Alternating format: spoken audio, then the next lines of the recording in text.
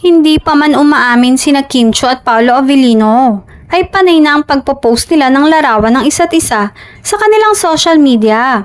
Sa Instagram, hindi pinalampas ng aktor ang pagkakataon na i-post ang larawan ni Kim.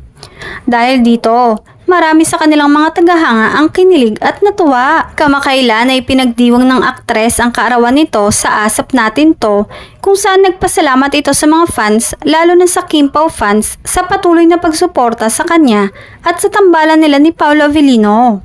Samantala, sa mga halakhak ni Kim ay halatang nakapag-move on na talaga siya ng 100% sa breakup nila ni Sian.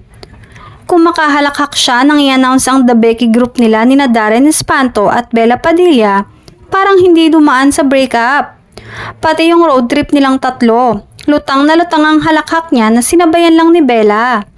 Inadapt muna nila si Darren habang wala si Angelica Panganiban at okay naman kay Darren. Magkakasama rin ang tatlo sa birthday party ni Vice Ganda na white ang concept. As in, lahat ng bisita ay dumating in white at in fairness, ang gandang tingnan. Kompleto ang host ng It's Showtime pati ang kanilang mga partner. Aasahan na naman na after ng pa-party na ito ni Vice ay ang birthday celebration party naman ni Kim at tiyak na dadalo ang mga malalapit na kaibigan ng aktres.